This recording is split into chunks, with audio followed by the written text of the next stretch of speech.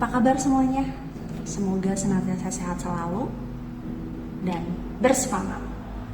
Oke, jadi kita sudah masuk ke minggu ketiga untuk 3C, yaitu cakap-cakap kelas, sebuah workshop Introduction to Public Speaking yang diinisiasi oleh official anak TK IPIP.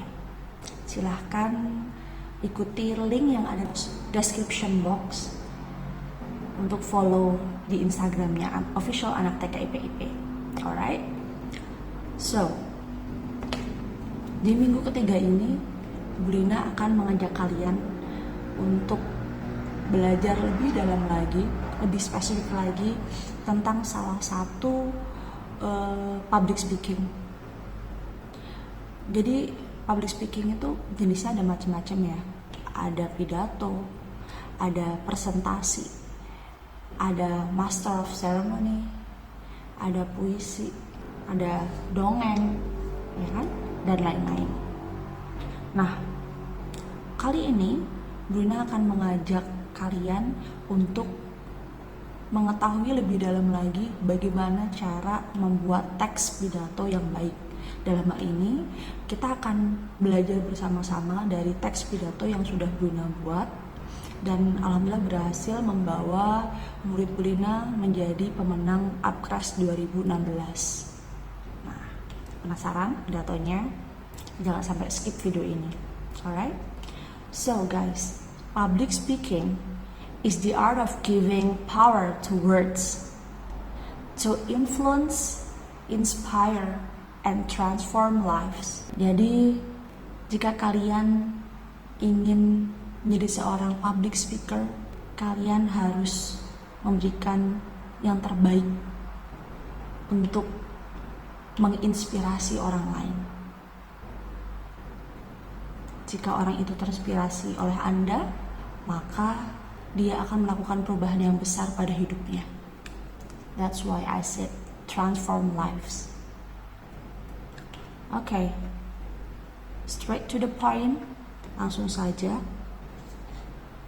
Dari tips untuk membuat teks pidato, yang pertama adalah kenali audiens Anda. Siapakah audiens Anda?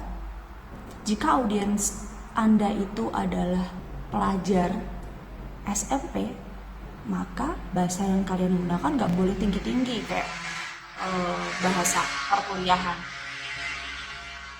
Jika audiens Anda adalah anak-anak SD,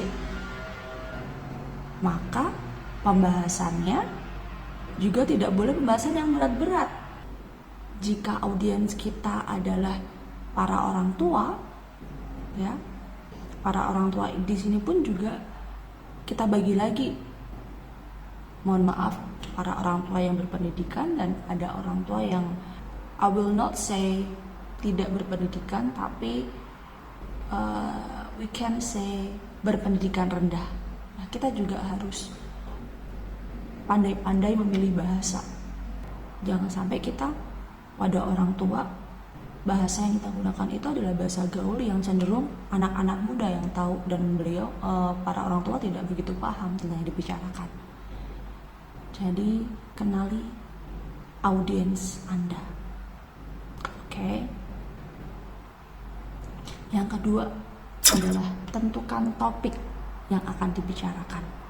Nah, contohnya dalam lomba-lomba pidato itu pasti ada temanya, ada topik yang akan diangkat dalam sebuah pidato. Nah, kalian pilih salah satu topik itu, kemudian buatlah outline-nya. Outline itu adalah kerangka karangannya. Dari outline itu kalian kembangkan lagi jadi paragraf-paragraf, sehingga menjadi sebuah teks kesatuan pidato yang utuh.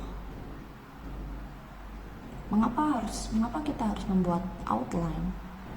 Karena agar memudahkan kita, ya, untuk tidak semata-mata menghafalkan the whole text of speech atau seluruh teks pidatonya. Dengan adanya outline tadi atau kerangka tadi, kita akan terbantu. Begitu. Contohnya, outline yang pertama Itu adalah tentang latar belakang dari Anda memilih topik itu. Outline yang kedua mengenai definisi topik itu. Outline yang ketiga yaitu mengenai masalah yang terjadi tentang topik yang kita angkat. Nah, di situ harus jelas outline-nya. Yang ketiga adalah tentukan waktu dengan cermat. Nah, ini normalnya sebuah pidato itu berkisar antara 7 menit sampai paling lama itu adalah 10 menit. Jadi Anda harus membuat pidato seefisien mungkin. Dalam hal semua yang akan Anda sampaikan itu harus sudah tercakup dalam teks pidato Anda. Nah, bagaimana cara kita menentukan waktu dengan cermat? Caranya adalah yang pertama, kita tulis dulu kan, kita buat teks dulu. Setelah jadi teks kalian, kita praktikkan, ya, kita hitung menggunakan stopwatch, kalian read aloud, ya, dibaca dengan lantang, dipraktikkan pidato tersebut, kemudian dihitung waktunya dengan stopwatch. Ketika itu ternyata melebihi waktu, maka kalian harus memotongnya, membuat teks tersebut menjadi efisien tanpa mengurangi inti dari yang akan kalian sampaikan. Oke. Setelah kalian potong teksnya, kalian praktikkan lagi. Jika itu ternyata, aduh aku motongnya ternyata terlalu banyak, kayaknya kurang maksimal, ternyata waktunya masih 6 menit, kurang 1 menit lagi. Nah, diedit lagi, kalian tambahkan lagi yang akan kalian sampaikan lagi, sampai itu benar-benar waktunya sesuai dengan yang ingin kalian sampaikan nanti kepada audiensnya. Begitu. Apalagi ketika itu dalam lomba, kalian harus sangat cermat dalam menentukan waktu. Dulu ketika Bu Lina belajar stand up comedy, ya, tahap-tahapan yang dilakukan bagaimana cara agar mendapatkan beat yang bagus itu adalah write, open mic lagi, rewrite lagi, open mic lagi, rewrite lagi, gitu, sampai beat yang Bu Lina sampaikan itu bagus, lucu, nge-kill gitu contohnya. Kalau dalam konteks pidato, maka hampir sama. Kalian praktekkan pidato, kemudian rewrite lagi teksnya ketika itu ternyata masih kurang bagus atau waktunya kurang sesuai. Dipraktikkan lagi, dihitung lagi dengan stopwatch. Kalau ternyata apakah itu lebih atau kurang waktunya. Kemudian rewrite lagi, dipraktikkan lagi, rewrite lagi, sampai itu benar-benar waktunya sesuai dan materi yang kalian sampaikan itu sudah bagus menurut kalian. Oke. Nah, yang keempat adalah pidato yang baik itu adalah pidato yang memiliki dasar atau sumber. Jadi kita tidak boleh hanya menggunakan opini kita, ya, kita harus menggunakan data. Kita bisa menggunakan entah itu UUD, Undang-Undang Dasar Republik Indonesia, atau bisa juga mengambil materi dari, contohnya ketika itu membicarakan tentang pembelajaran biologi, yang materi dari biologi, jangan lupa kutip sumbernya dari mana, ya. Atau ketika itu tentang ilmu agama, maka sumbernya adalah Al-Quran dan hadis. Atau kita bisa juga mengambil kutipan dari seseorang yang bicara seperti Presiden Soekarno dan lain-lain. Atau yang jelas adalah tokoh-tokoh yang berpengaruh baik di Indonesia ataupun dunia. Kita bisa juga menggunakan itu. Jadi kita boleh menggunakan opini kita, tapi kita juga harus ada landasan yang kita bawa di situ. Begitu. Oke. Nah, selanjutnya yang kelima adalah stop copy paste. Kalian boleh mencari sumber di Google, banyak sekali sumber yang bisa kalian gunakan, tapi kalian tidak boleh copy paste. Alright? Aduh, gimana dong Bu? Kita bisa menggunakan dengan cara yang lebih terhormat lagi, yaitu dengan paraphrase. Jadi walaupun kita menggunakan materi yang kita ambil dari Google, maka kita nggak boleh semerta-merta langsung mengambil semua kalimatnya ya untuk diletakkan di dalam pidato kita. Kita harus mengubahnya dengan bahasa kita, tidak boleh hanya sekedar copy paste. Maka Bruna menyebutnya paraphrase. Kita parafrasekan. Oke, kita buat itu dengan bahasa kita sendiri. Kalau kalian hanya sekedar copy paste, bagaimana kalian bisa berkembang? Orang akan menilai pidato kalian baik itu ketika pidato kalian itu orisinil. Nggak lucu dong ketika kita menyampaikan pidato, ternyata ada orang, kayaknya aku pernah dengar deh ini sebelumnya. Para audiens itu akan cenderung lebih antusias ketika mendengarkan sesuatu yang baru. Wah, oh iya ya, ini baru nih. Dan sebaliknya, mereka ketika sudah pernah mendengar informasi yang pernah mereka dengar sebelumnya, maka ini udah pernah nih, aku udah pernah dengar kayak gini nih, kayaknya ini nyontek deh. Nah itu, kita harus menjadi seorang public speaker yang bermartabat dengan membuat pidato yang orisinil. Oke. Tips yang keenam adalah kekuatan pengulangan kata. Beberapa orator seperti Martin Luther King dan Presiden Soekarno sekalipun menggunakan teknik pengulangan ini.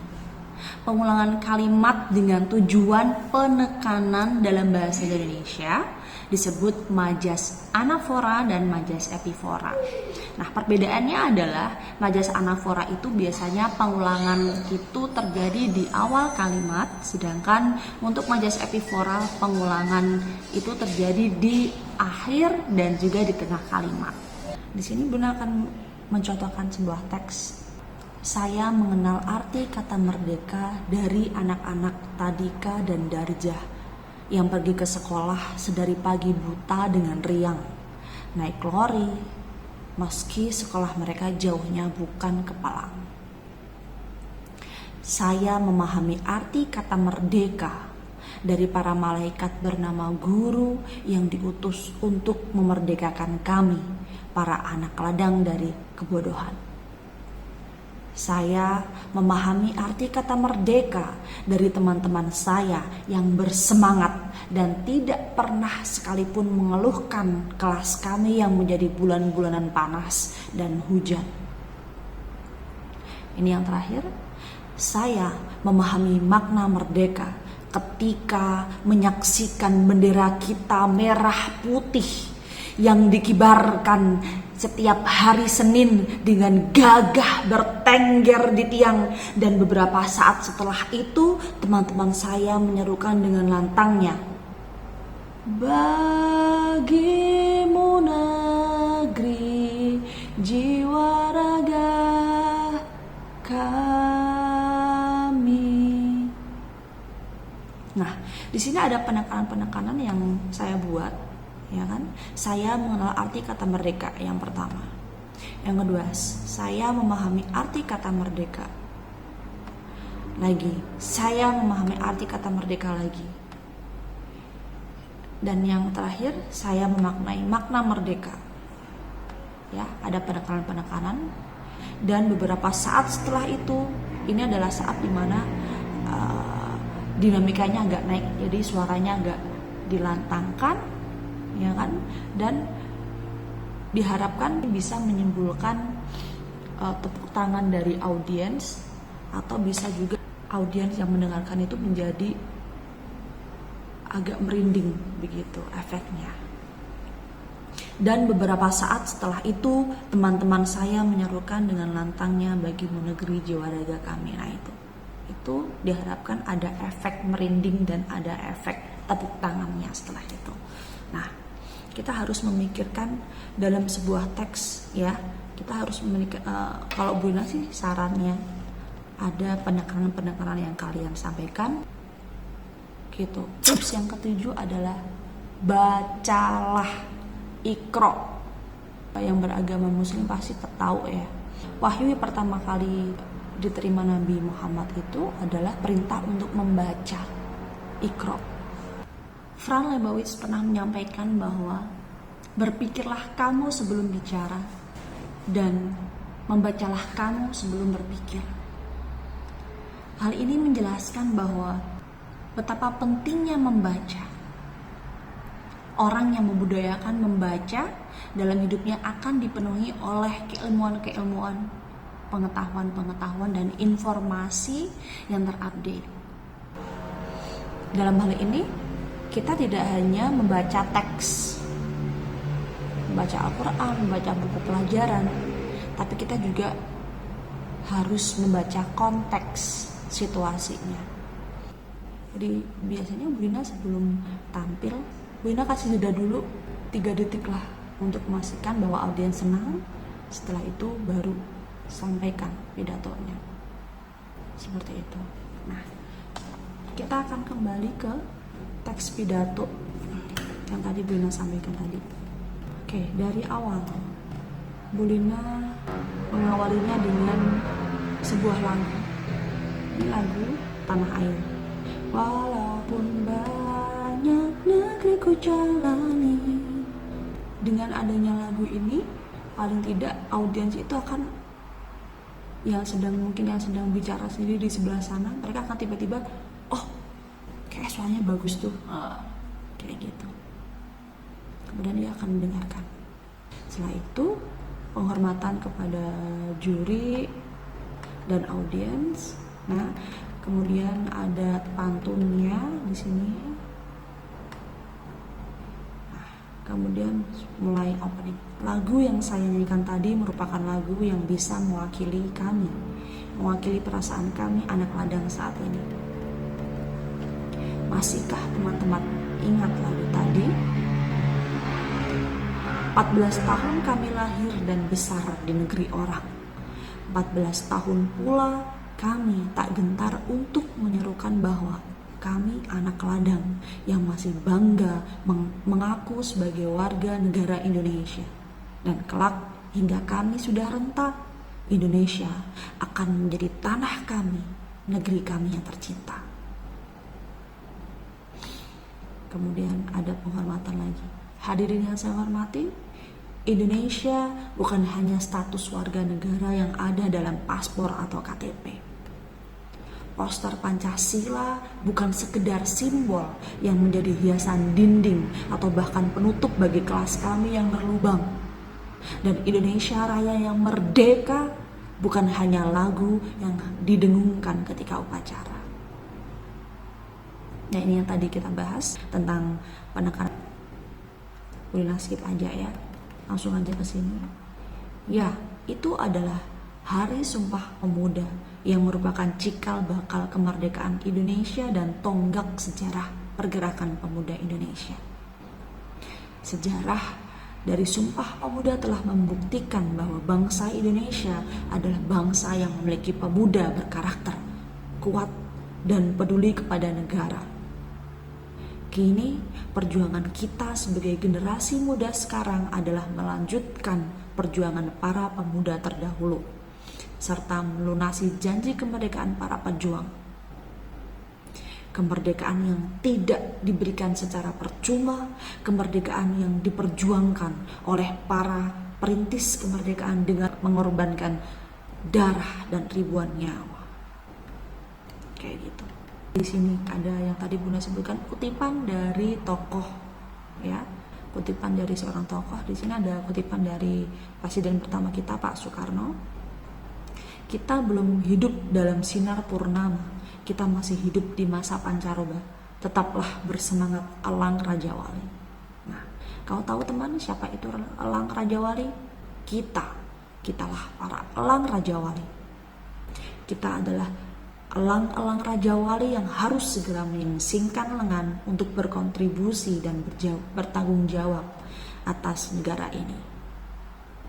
Kita, para elang Raja Wali yang harus segera bangun dari tidur untuk bersama-sama membenahi negeri ini, agar kita bisa meninggalkan masa pancaroba yang penuh dengan derita menuju sinar bulan purnama yang syarat bahagia. Itu semua perlu kerja keras kita, para anak bangsa, para elang Raja Wali.